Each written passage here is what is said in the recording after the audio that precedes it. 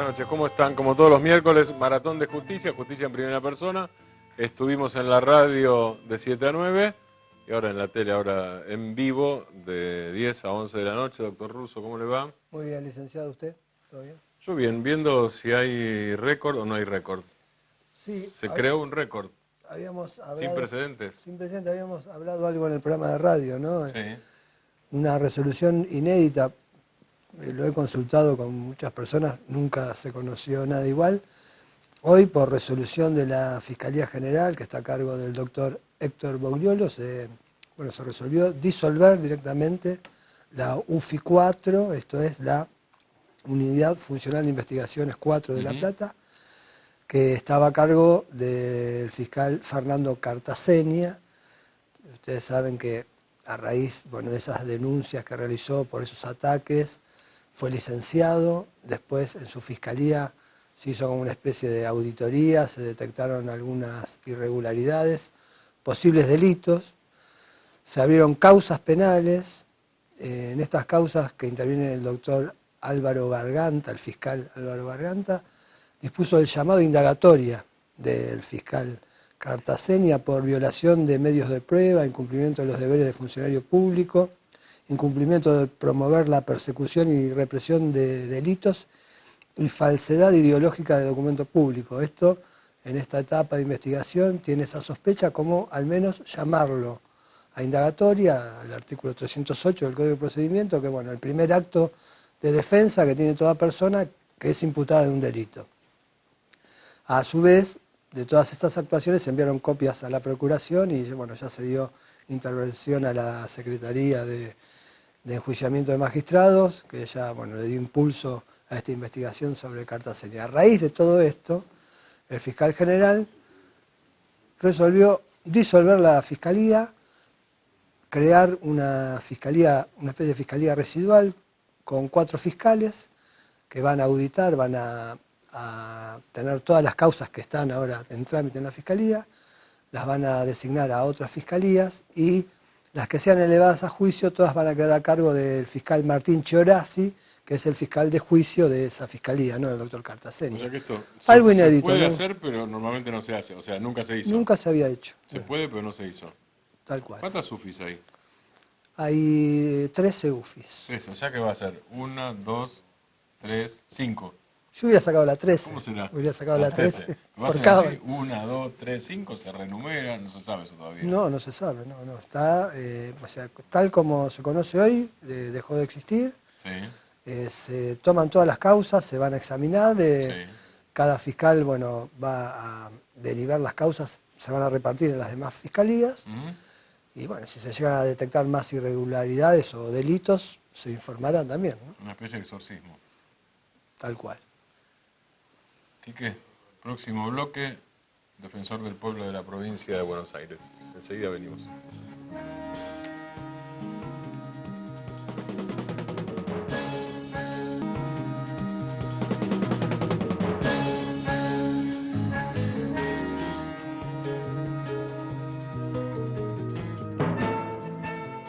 Guido Lorenzino está en un puesto sueco. Ombudsman es sueco. Gracias por estar acá. La Defensoría del Pueblo, que es sueca de origen, es de origen nórdica, europeo, exactamente. Funcionó siempre en los países centrales como un contralor de los parlamentos o de los gobiernos, y la palabra del defensor, que generalmente se hacía a través de informes allá en la Europa de hace 100 años, era importante, realmente es importante. Yo creo que es una figura ahora que asumí el 12 de enero, que la verdad que uno tiene la responsabilidad de representar problemas reales. Te conecta, recién te lo decía fuera del aire, te conecta con problemas reales, militás problemas reales, y se pueden resolver o enfrentar situaciones reales, lo cual para los que tenemos una historia en la militancia política partidaria es un gran desafío, porque nos desapasionamos de lo partidario, pero nos apasionamos con los problemas y con la solución de los mismos. ¿Estás obligado a desapasionarte de lo partidario o es una decisión personal? No, la ley que nosotros, yo era legislador, votamos en el 2009, uno de los requisitos era la desafiliación partidaria para evitar, digamos, cualquier tipo de interferencia. Del Exactamente, yo presenté una carta a la Junta Electoral y a mi partido pidiendo la suspensión de la afiliación y del ejercicio profesional. Suspendí también la matrícula, que es una obligación también de la ley que nosotros votamos para evitar cualquier cuestión de conflictos de intereses.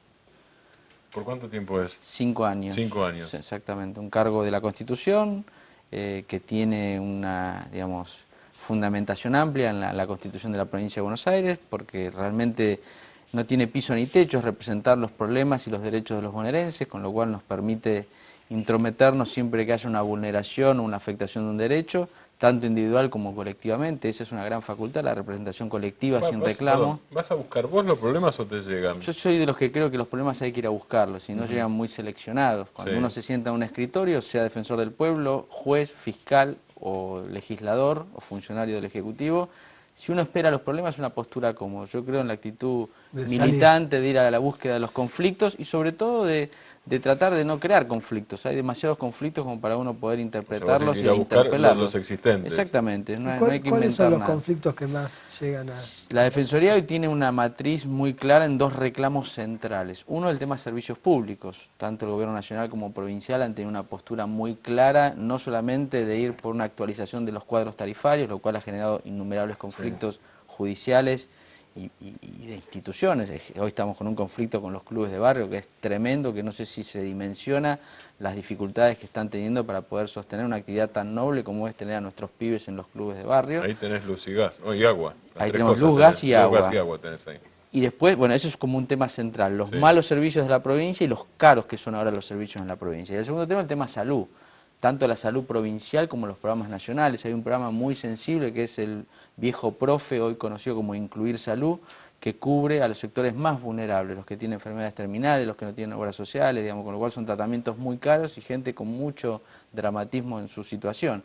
Bueno, eso funciona muy mal. Hace muchos años, ahora agravado, porque el Gobierno Nacional claramente, digamos, no se está haciendo cargo fuertemente de financiarlo y de gestionarlo, lo cual pone en una situación de desamparo a gente no solamente pobre en términos económicos, sino pobre en términos de salud. Quique te preguntaba recién por los temas, y vos decías de ir a buscar, en este caso, tarifas y salud. En el caso de salud, y hablaste antes de presentaciones colectivas, la Defensoría tiene legitimidad automática, digámoslo de alguna manera, en algunos casos se discute la legitimidad. No, la legitimidad siempre se discute cuando son competencias federales. Yo pongo un ejemplo, todo lo que tenga que ver con la jurisdicción provincial, y de hecho hoy frenamos la tarifa de la luz, el cuadro tarifario, por una presentación que nosotros hicimos, y hemos actuado por derecho propio, si cabe la expresión. A ustedes no se les discute la representación colectiva. No, para nada. Lo Incluso que sí la Corte Suprema de la Nación instó a llenar la vacante del cargo. ¿Dónde se discute? Donde hay concesiones nación federales. Ejemplo, de Nore, de Sur, todo lo que son todo lo que tiene que ver con las autopistas federales reguladas por OCOVI, ahí claramente hay una discusión de competencia de nuestra parte. ¿Qué decimos nosotros? Y ahora vamos a empezar a patrocinar a vecinos y vecinas y ciudadanos de la provincia de Buenos Aires que tienen dificultades con servicios federales, actuando la Defensoría como patrocinantes de esas presentaciones individuales. ¿Qué decimos nosotros? Siempre que esté afectado un interés bonaerense, no importa la competencia, hay que tener una mirada amplia y nosotros siempre vamos a enfrentar esa situación. Obviamente estamos buscando la excusa de legitimación activa que nos permita actuar y no fallar, así que estamos en esa batalla, pero ya encontraremos la puerta que nos permita en definitiva defender los derechos bonaerenses, que hoy, ante la ausencia del defensor nacional, hay servicios concesionados que no tienen contralor, porque los organismos de control preexistentes, tanto nacionales como provinciales, la verdad que dejan mucho que desear. Entonces la figura del defensor termina siendo como la última trinchera o la única trinchera de defensa de derechos. Y vos podés hacer, o hacés, no, aparte de lo que podés hacer, la presentación colectiva por un lado, la representación de los intereses colectivos, litigar y resolver también, audiencias, negociación, gestión de buenos oficios. Yo creo que nosotros la instancia judicial es la última instancia. Yo interpreto que la Defensoría tiene mucho para transitar hasta llegar a la instancia judicial y me parece que corresponde por responsabilidad institucional, porque yo no soy presidente ni titular de una ONG, la Defensoría del Pueblo es un ámbito del Estado, es generar los canales de diálogo para mejorar con el funcionario, con el área del Estado que está vulnerando ese derecho, una situación para resolverlo. Obviamente la insistencia y la no resolución nos obliga a subir siempre la apuesta hasta llegar a la instancia judicial. Y pongo siempre un caso muy concreto, peaje de las autopistas de Aubasa, la Ruta 2, la Ruta 11 y toda la concesión del Atlántico, que es la que usamos cuando vamos a Mar del Plata o a la costa, y la autopista Buenos Aires-La Plata y la Ruta 6. Cuando se presenta el cuadro tarifario, nosotros tenemos un diálogo previo con los funcionarios de esa área y les sugerimos que hagan la audiencia pública, que no se había hecho. Más allá de que estamos de acuerdo con la actualización que rondaba entre el 50 y el 90%. No, pero toda una explicación, digo, hagan la audiencia pública, obviamente no se hizo la audiencia pública, fuimos y se tuvo que hacer la audiencia pública. Les dijimos, ese cuadro tarifario no estamos de acuerdo, nos parece que es un cuadro tarifario en el marco de los aumentos que hubo, que es desproporcionado, más cuando OBASA es patrimonio del Estado provincial, no es un concesionario privado, con lo cual el espíritu de lucro ahí no existe. Bueno, no hemos logrado esa situación. Todavía no se han animado a presentar el cuadro tarifario que salió de las audiencias públicas. Obviamente nosotros, como se agotó la instancia de diálogo y les sugerimos que no lo lleven adelante, cuando ese cuadro tarifario se presente en los términos que nos opusimos en la audiencia pública de estos aumentos que te decía, vamos a ir a la justicia. Uno intenta las instancias de diálogos, uno intenta mostrarle que lo que pretendemos es aumentos razonables, que la gente los pueda pagar, y para eso hay que mirar el bolsillo de la gente, y la paritaria estatal, los docentes ahora está rondando el 27%, bueno, tiene que ir por esos números, no por el 100%, 120 o 90%, y esa es nuestra pretensión. ¿Tiene que ir por esos números servicio por servicio? ¿Alguna cosa que conversamos en alguna entrevista por radio que te hicimos con Quique de Justicia en Primera Persona? Que a mí me parece que no termina de armarse, de diseñarse, de plasmar.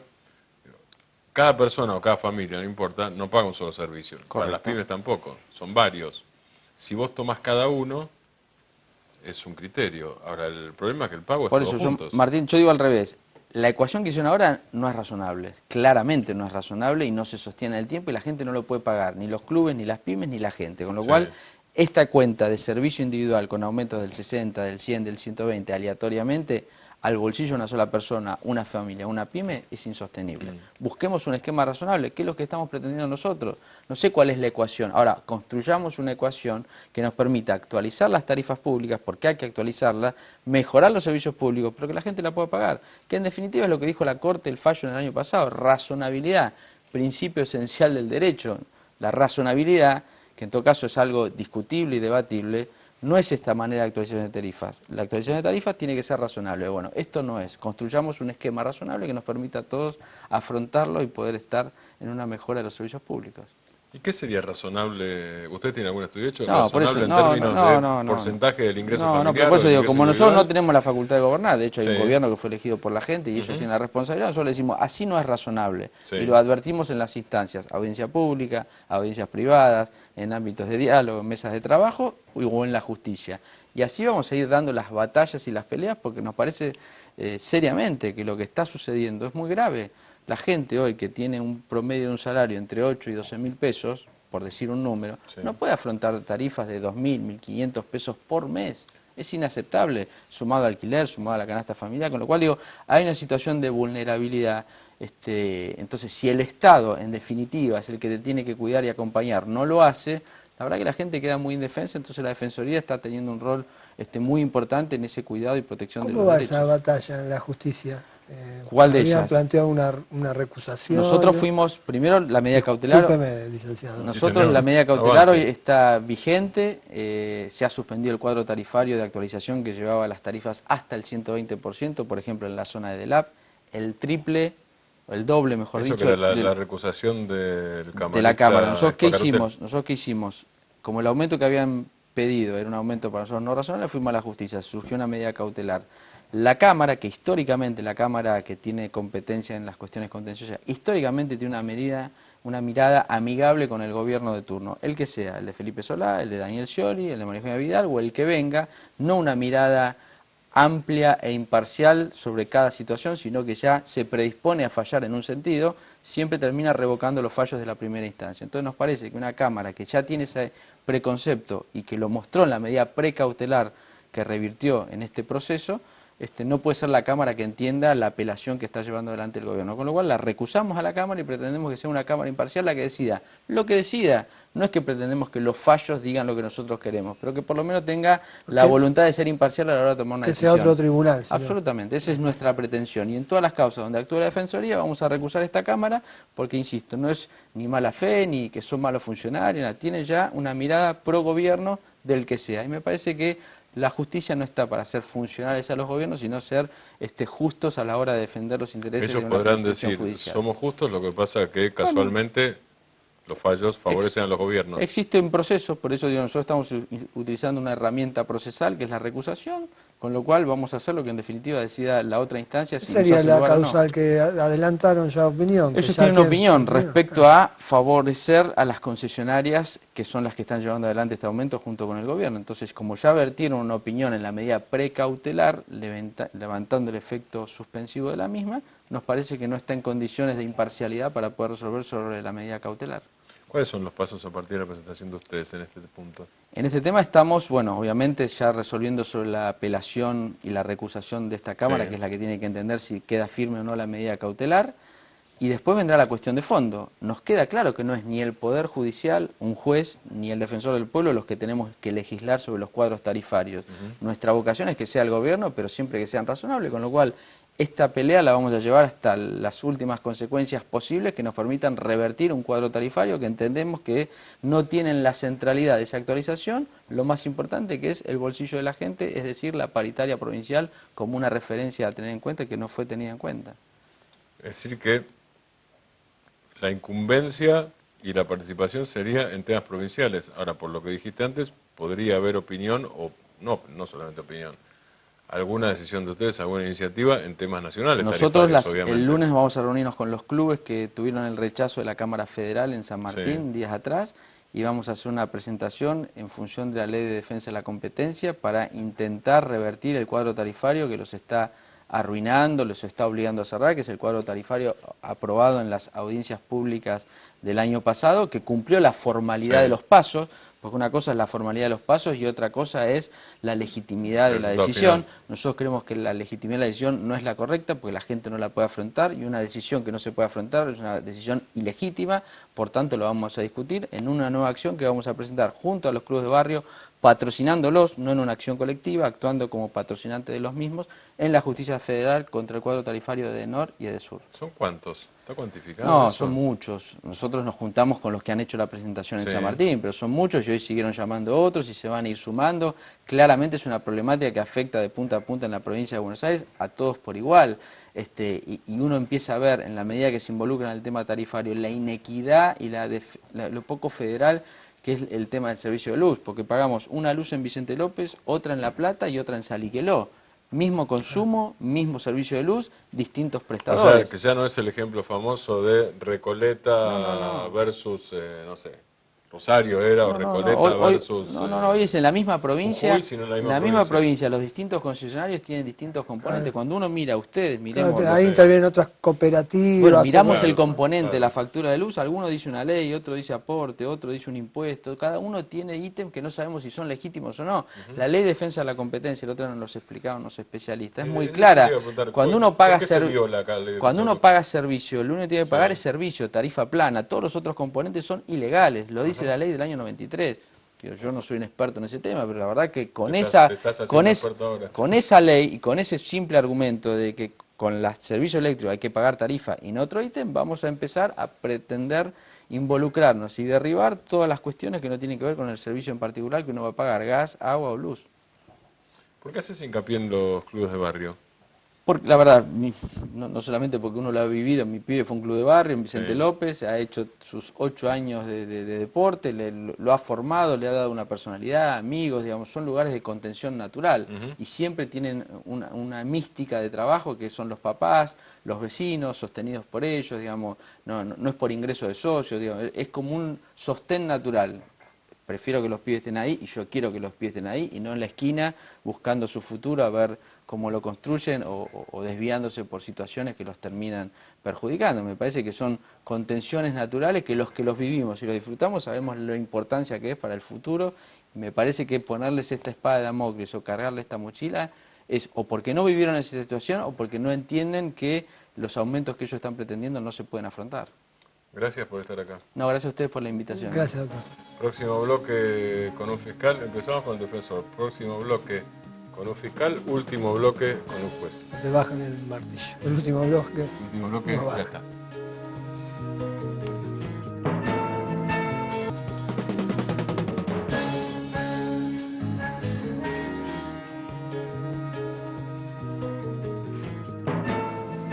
El fiscal Marcelo, dijimos, primer bloque, defensor del pueblo de la provincia de Buenos Aires. segundo bloque, un fiscal, el tercero vendrá un juez, un camarista. Este segundo bloque es con el fiscal Marcelo Martini, que es, entre otras causas, el fiscal de la famosa causa primicia del doctor Russo en este programa. No, en el programa de radio, pero no Programa importa. radio. En justicia en primera persona de la famosa causa de los sobres. Digo famosa porque para nosotros por lo menos es famosa. Y a yo ya nivel, estoy acostumbrado, Quique. es una causa hasta que sé tu cifra. ha tenido trascendencia nacional, sí, Totalmente, porque además no hay en la historia de los sobornos una causa con destinatario y remitente. Con ¿Cuánto los- eran? 153.000 pesos en 36 en sobres. 36 sobres. Con remitente destinatario en una secretaría de la Jefatura Departamental de La Plata. Ujú. Estamos hablando de oficiales de policía. Gracias por estar acá. Al contrario, mucho gusto. ¿Cómo fue cómo está, no? ¿Cómo fue? ¿Cómo está la investigación? Y la investigación ahora la elevamos a ¿Ya juicio. está elevada? Claro, no, no está elevada, no Todavía se no. concretó la elevación. Ajá. Se pidió la elevación a juzgado de garantía. Bueno, juzgado de garantía tiene que dar traslados a las defensas, y son traslados de 15 días, son creo que 3 defensas, y que está en ese trámite. Esperemos que se resuelva lo más pronto posible. Es una causa que empezó en abril del año pasado, ¿no? Que ya tiene más la causa, claro, la causa se origina por una denuncia anónima en febrero del año pasado. En febrero. Y el procedimiento ese tan El que se comentado, encuentra en La Plata. Exactamente, ese fue el 1 de abril del año pasado. Así que al año se elevó a juicio la causa. Sí, un procedimiento que en principio había sido cuestionado, la defensa había planteado creo que hasta nulidades, ¿Y por qué?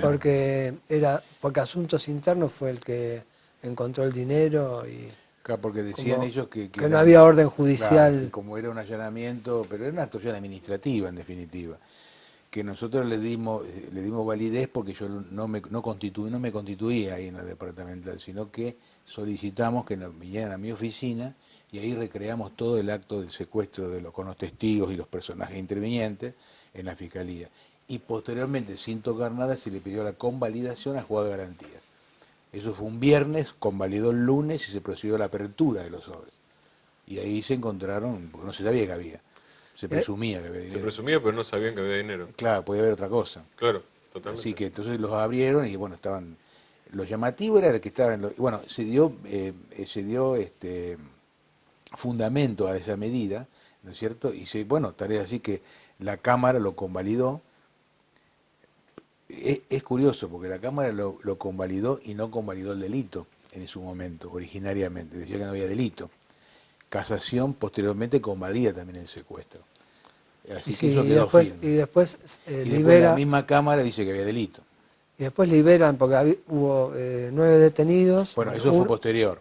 claro. Una vez que se procedió a la detención con la configuración del delito, se procedió en una medida media rara, porque fue un mes de feria, se logró lograron la libertad de los detenidos. Sí, que se consideró el efecto De suspensivo 431. de una exhibición de prisión denegada que estaba con recurso en instancias superiores. Exacto. La Corte hace pocos días envió a Casación para que resuelva este tema. Casación finalmente dejó firme la denegatoria de la exhibición de prisión y ahora están presos. Exactamente. ¿no? Eso es lo- Y creo que ahora han interpuesto otras apelaciones. ¿Y el que no escribe? Porque ¿con quién Ah, hablamos es- siempre el que no del que no escribe? El que no Retamo. escribe es un personaje de este programa ya, el Sí, comisario que no escribe ni habla. Que no Porque escribe ni decía que iba a hablar. Ajá, Y pero se no negó a escribe. declarar. Se negó a declarar. ¿Sigue sin encontrarse nada que haya escrito? Bueno, pero yo o igual apareció? lo imputé yo igual en la causa. Formalicé la imputación por los mismos delitos que los otros. ¿Que ¿Cuáles serían para repasar? Los delitos eran asociación ilícita, Sí. en concurso real con concusión. ¿Qué es concusión? Concusión es una figura distorsiva, ¿no es cierto?, Sí. que en provecho no de la corona, como decían, sino en provecho propio Ajá. de los funcionarios. Y en concurso ideal con la recepción de dádivas. Eso que es el policía que va a un comerciante y le dice, mira, tenés que colaborar con Claro, la esto comisaría. sí, te pagan por un servicio Porque, ¿no? claro. que se da, que es ilegal.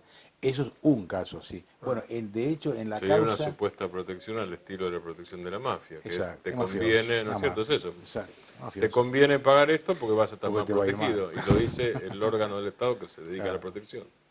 Bueno, Que no lo había que mismo, cobrar lo mismo me pasó ahora extra con... por eso, obviamente. Lo mismo me pasó con los caranchos, es la causa Claro. que se derivó de esta Claro, la que intervención sale ahí. telefónica, que dijeron que no había delito, una cosa insólita. que no haya delito ahí cuando el funcionario está de los dos lados del mostrador. ¿Y el delito cuál sería ahí? Y el delito es solamente el interesarse en una negociación que es incompatible con su función. Ok. Por eso es estar de los dos lados como funcionario público. Claro. Claro, y ahí hubo un fallo dividido, 2 votos entendieron que Que no eso había se delito. podía considerar un acto preparatorio, es decir, el Claro. policía hizo la llamada, che, preparame los partes que me voy a dedicar a hacer esto, y quedó ahí. Claro. Entiende que no se perfeccionó el delito porque no siguió la otra parte de si le dio o no los partes y si hicieron algún negocio con accidentes. Exacto. Pero el voto por la minoría dice, no, ya con la sola intención, como le dice usted, doctor, Claro. El ya doctor se configura el delito, ¿no? Ah, exactamente. Es así, la ley requiere eso, la tipificación es el interesarse en algo que es incompatible con su función. Es clarísimo, más claro que eso. Y después la otra discusión que había ahí era que el que hablaba por teléfono, que era Frare, en ese momento estaba suspendido en funciones. Que hablaba y fue interceptado. Entonces Una se gota de decía taranto. si era condición de funcionario público. Pero es funcionario público porque no está Sí. exonerado. Yo me tomé ese recaudo. Es decir, cuando él está dentro, él no estaba echado de la fuerza, Claro. no estaba exonerado. Así que estaba en cumplimiento, estaba en disponibilidad, creo. Claro, y Sumario. sigue siendo el comisario, a un Era subalterno, mira, funcionario mandame. público, no perdía la calidad de funcionario público. No, pues además en disponibilidad puede volver a hacerlo, Claro, obviamente. exactamente, y de hecho Sí, sí. lo estaba haciendo. Claro. E incluso con eso demuestra el entorpecimiento de la justicia en la liberación Ajá. Claro. de los sobres, porque era un mismo personaje de ahí.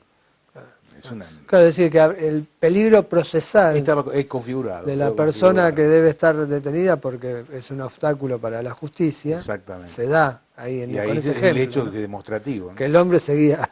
Funcionando. Claro. Es un disparate pensar que Bresi termina saliendo eyectado de la jefatura de la policía de la provincia por esto. Digo que haya sido la única causa. Si es un disparate. ¿Pero que es la última gota? ¿Es un disparate si yo digo esto? No, lo de Bresi yo siempre entendí que yo no tenía prueba para procesar, ¿no Sí. es cierto?, que hacía una imputación, pero evidentemente un jefe de policía que no sepa el movimiento de toda una departamental en la Que es provincia de La Buenos Plata, Aires, justamente, claro, ¿no? Aparte de La Plata. están ahí cerquita. Sí, sí. Se imagina que eso es inconcebible.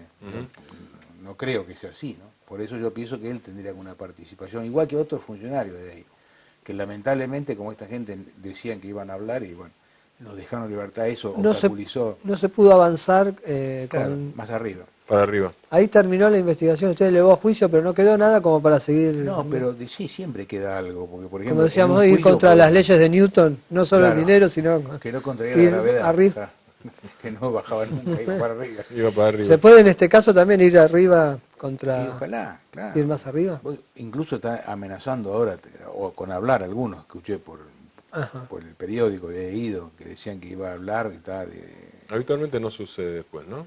¿Cómo? Habitualmente no sucede, ¿no? Que hable, no. No. Yo tuve muchos casos sí, de policías por delitos muy graves y nadie habló. No hablaban en la dictadura, digamos, son contadísimos los casos. Muy Incluso pocos. con el de Bru, ahora el de Rosa Claro. Bru, ¿cómo no habla? Claro. Si ya está terminado, Ya está con terminado. juicio, todo en libertad. ¿por qué Penas, no habla? penas cumplidas, ya... Eso de mala persona, ¿no? Evidentemente, tienen que saber algo.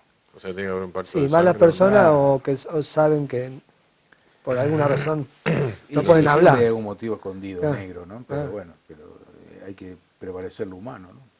Y más el sufrimiento de esta mujer, 24 años buscándole hijos, Sí. una locura.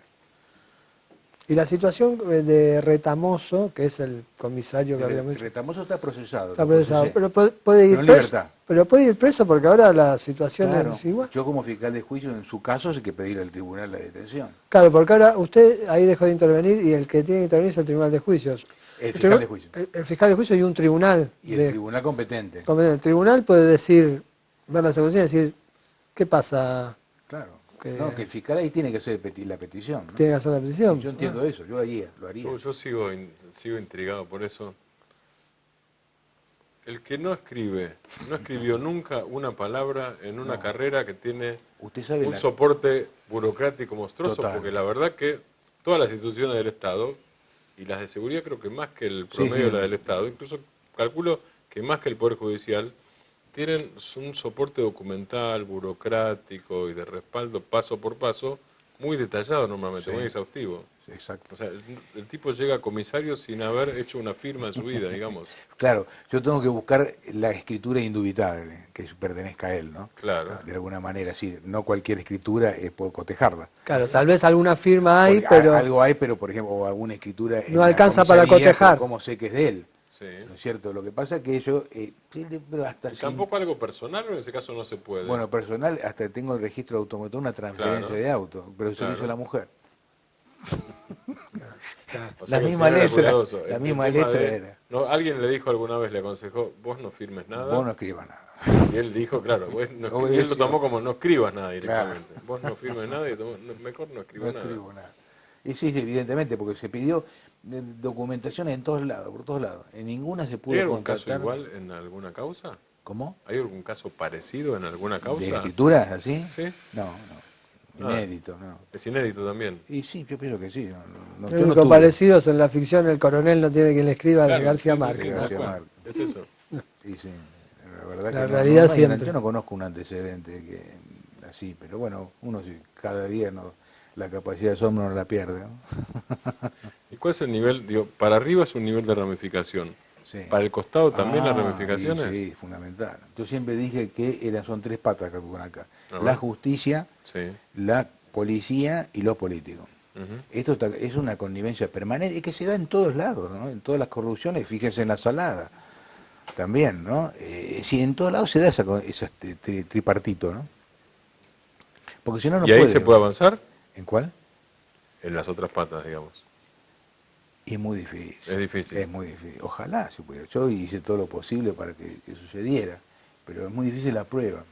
¿Y qué fue lo posible en este caso y a lo que no se llegó habiendo querido hacerlo? Porque a veces lo que no hay es la intención Y porque uno de sabe buscarlo, en el ¿no es fondo cierto? quién, uno sabe, es como que hablan de la corrupción todo, uno sabe quién es el corrupto y quién no es el corrupto, uno lo sabe, todo Pero el lo tema es sabe. cómo sustentarlo. Cómo sustentarlo, por eso no lo decimos, ¿no? Porque la gente no lo dice. Pero uno sabe claramente, uno permanentemente lo sabe. Lo que ocurre aquí en esta causa fue tan contundente hasta para acreditar la asociación ilícita, porque Es difícil eso. Claro. sí, pero fue contundente la prueba, La prueba. de la plata con los nombres, con los sobres, pruebas caligráficas que dan Totalmente. positivo. Y después se hizo la pericia caligráfica, que para mí era, bueno, fue un requisito más también, ¿no? Lo que abunda no daña, pero era innecesario porque ya estaba determinado quién era. Pero bueno, Gracias por estar acá. no, al contrario. Yo- Gracias, doctor. Segundo bloque, en realidad, segundo con invitados de justicia en primera persona. El último, después el fiscal, el juez. Ya venimos.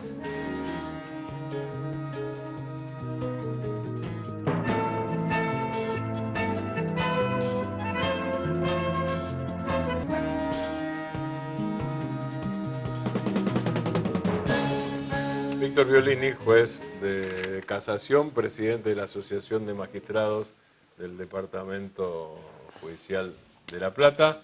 Les dijimos, arrancamos con Quique con una introducción, hablando de este hecho inédito de la disolución de una fiscalía por la que vos pasaste, ¿no es cierto? ¿Cuándo? Sí, de la estuve- 4. De la Fiscalía 4, sí, estuve casi 7 años en la Fiscalía, a cargo de la Fiscalía 4. Y bueno, lo que tengo de esa Fiscalía son muchos recuerdos, muchos buenos recuerdos, no malos, buenos recuerdos. Y ya en esa época seguíamos con la investigación de la búsqueda del cuerpo de Miguel Bru, Sí. en esa época, ¿no? Ya había, una vez que se terminó el juicio y terminó con la condena de los policías que en definitiva mataron o asesinaron a Miguel, la Cámara se paró y ordenó que la Fiscalía en turno, que justo en ese momento era la Fiscalía 4, siguiera con la búsqueda del cuerpo de Miguel, que es hasta en la actualidad se sigue buscando, hicimos innumerable cantidad de Sí, búsquedas. y tuvieron que buscar la causa también, porque estuvo desaparecida unos días. Sí, me enteré que había desaparecido, sí, me enteré que había desaparecido la casa, gracias a Dios se encontró. Se después, encontró. ¿no? Sí, sí, sí. Reapareció. Reapareció. Vos hablás de un caso que es un caso de violencia extrema. Matar es obviamente el mayor extremo de la violencia. Ujú. ¿Te preocupan, primer punto, y segundo punto, qué se puede hacer con los hechos de violencia de los últimos meses? Digo, ¿son distintos? ¿Obedece a alguna tipología? ¿Tenés por experiencia o por conocimiento científico interpretación de por qué se producen?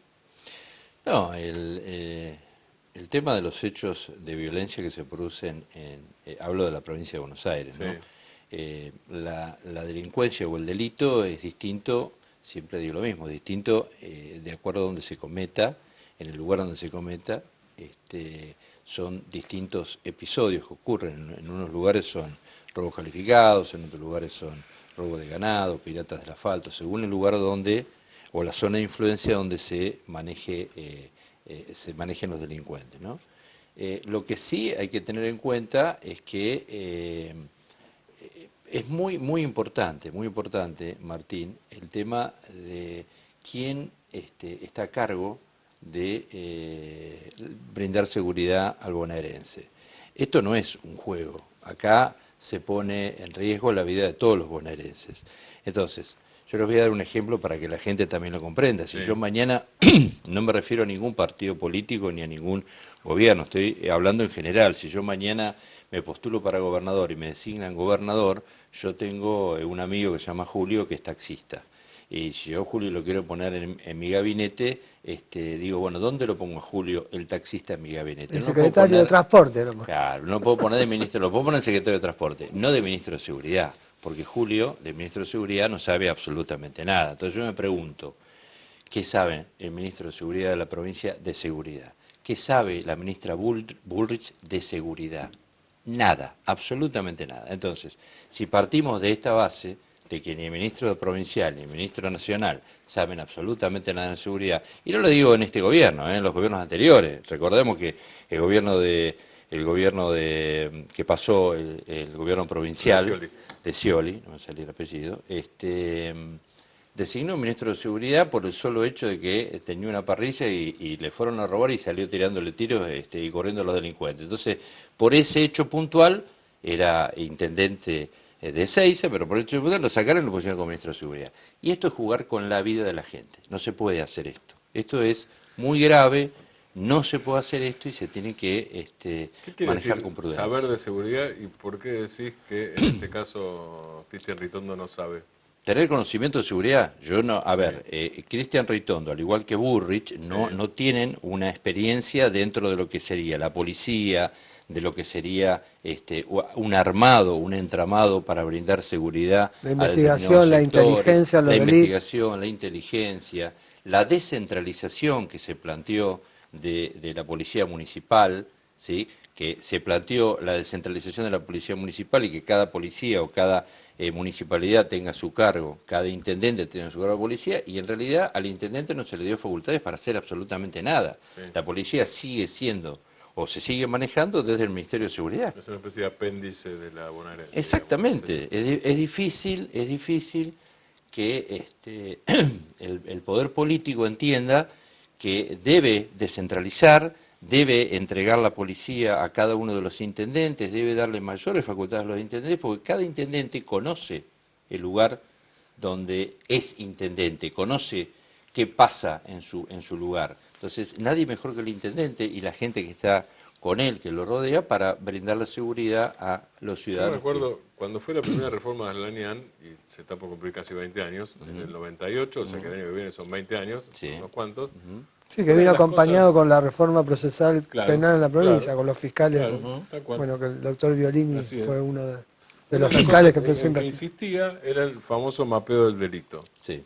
Todos decían, ¿qué es el mapeo? Después más o menos se fue entendiendo. Ahora el mapeo sigue sin hacerse, ¿qué es? ¿Qué delito, en qué lugar, por qué, cuál se repite, cómo cambia? Porque además, vos sabés mejor que nosotros, muta. Bueno, ¿para dónde muta? Exacto. En el mundo, cuando pasó de cuando hizo esta mutación, pasó de esto a esto. ¿Qué hubo en el medio? ¿Cómo se evita, en todo caso? Exacto. ¿Cómo se lo circunscribe y se lo limita? Eso no no aparece aparece y obviamente no se tiene. Parece como espasmo, ¿no? Por lo menos un caso tremendo. Es una desidia, es decir, si nosotros vamos a una zona, por dar un ejemplo, vamos a una zona rural, en la zona rural no vamos a tener robos calificados por el uso de arma o robos de automotores. ¿Qué es lo que vamos a tener? Vamos a tener abigeato, que es el robo de ganado, vamos a tener pirata del asfalto, ese tipo de delito. Entonces nosotros tenemos que combatir y preparar a la gente para combatir ese tipo de delito. Esto, yo siempre dije lo mismo, es una cosa muy burda, pero por ejemplo, se compraban camionetas 4x4 para la policía y mandaban los patrulleros a la zona rural y la camioneta 4x4 la dejaban en la ciudad de La Plata y pasaban todos los policías haciendo pinta con la clave. por los pozos. Los patrulleros se 4x4. embarraban. Y acá hay muchos pozos Por los también. pozos. Por los pozos, exactamente. O sea, los Bueno, sí. patrulleros se embarraban y se quedaban en el barrio. Exactamente. Entonces, tenemos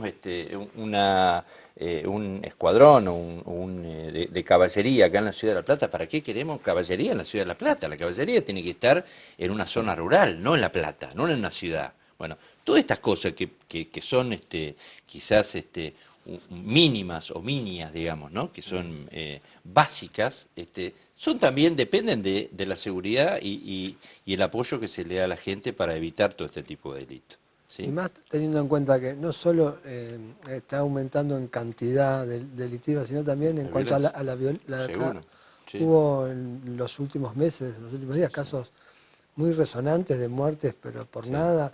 Tenemos el caso de este chiquito de 3 años que muere en medio de un Villa tiroteo. Centenario, en Lomas. Sí. El de la mujer que le matan al marido delante de ella en una entradera, creo que en Quilmes, en Mar del Plata otro hecho parecido. Después varios hechos de personas que salen a la casa de los delincuentes y bueno, que se transforman en estos justicieros, Sí, claro. por ahí mal llamados, Sí. que bueno, que genera todo un debate y también la reacción de la gente ante la ausencia de un Estado que lo proteja, ¿no? Por supuesto, además lo grave de todo esto es que se está jugando con la vida del bonaerense. Al bonaerense lo están matando y nadie hace absolutamente nada por evitar que esto suceda. Y después resulta ser que la culpa de la seguridad la tienen los jueces, la tenemos nosotros. El Poder Judicial tiene la culpa. Nosotros, los jueces, yo no salgo, Quique, usted me conoce, alguna vez me vio salir con una escopeta o con un arma a protegerla. No, yo no salgo a proteger, yo llego al lugar del hecho una vez que el hecho ocurrió. Y lo que hay que evitar justamente cuando hablamos de seguridad es que el hecho ocurra.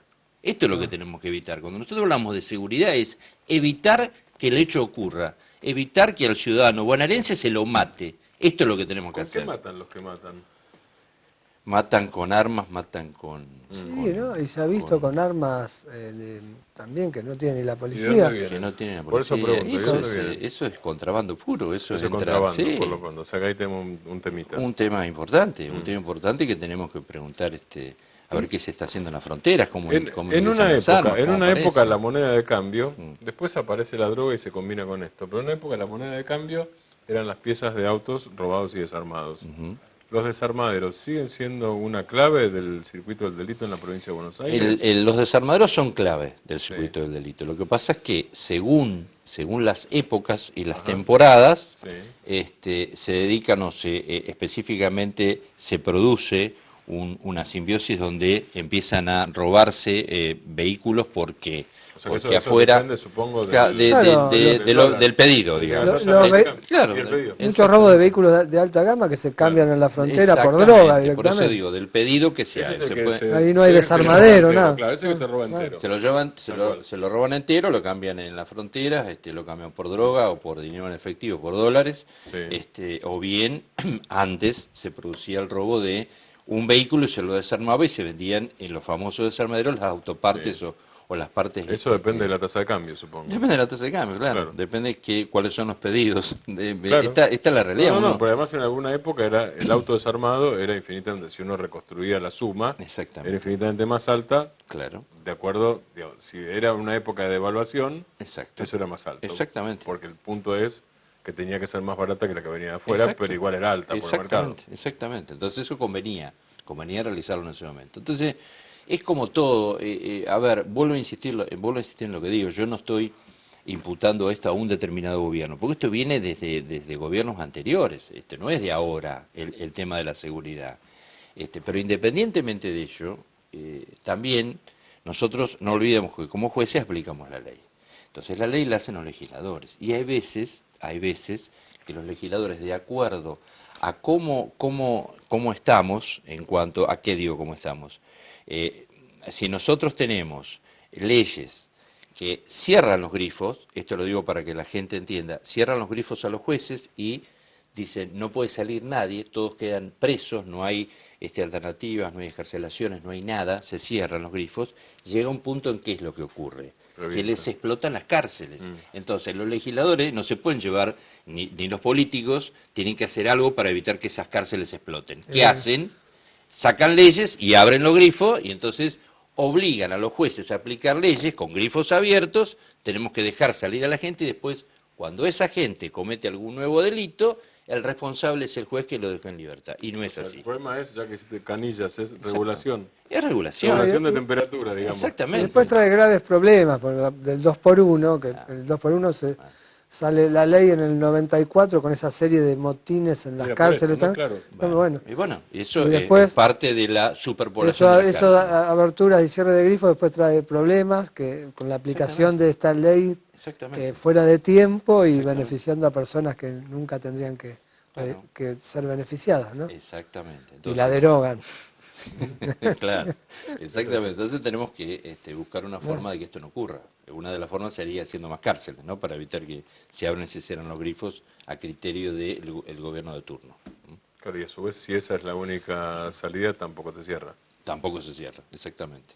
Estados Unidos, digamos, el delito no baja.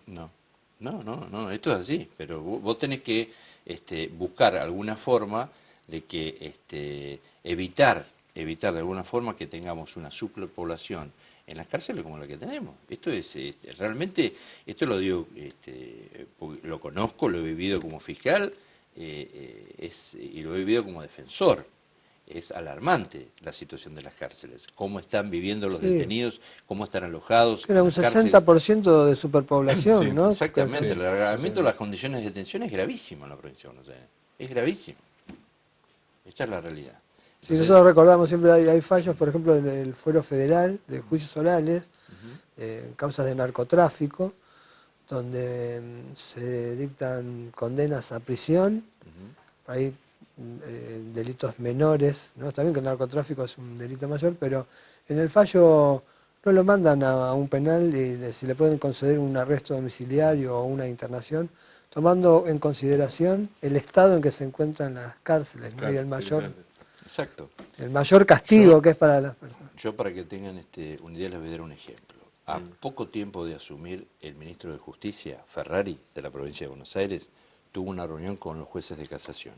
En esa reunión los jueces de casación le advertimos y le dijimos que teníamos un problema muy serio con un artículo del Código de Procedimiento, que es el 431, que nos obligaba, que teníamos que aplicar ese artículo y nos obligaba a dar libertades en ciertas y determinadas Y situaciones. es el efecto suspensivo de lo que se aplicó en la causa Sobres. Exacto. Por eso digo, como estuvo Martini, reitero esto. Se lo explicamos al ministro, dijimos, tenemos que trabajar en esto porque esto va a generar problemas. El ministro dijo, quédense tranquilos que yo me voy a ocupar de este tema. Yo lo voy a hacer, yo me voy a ocupar de este tema. Pasó un montón de tiempo, seguimos aplicando el 431, pero el 431 era aplicado para Juan Pérez, Juan de los Palotes, José Ferrari, ninguna persona conocida, ninguna persona que pudiera hacer ruido, digamos, en el... Claro. Cuando este artículo 431 se aplicó en la causa de los Sobres, ¿sí? Ahí salieron todos, incluido Ferrari, a decir que lo que habían hecho los jueces era una barbaridad. ¿Cómo habían dejado en libertad a los detenidos? ¿Cómo habían dejado en libertad a los policías? Cuando él sabía perfectamente, porque se lo habíamos planteado casi un año atrás, que esto iba a ocurrir. Sin embargo, no hizo nada. Porque esta ley permite...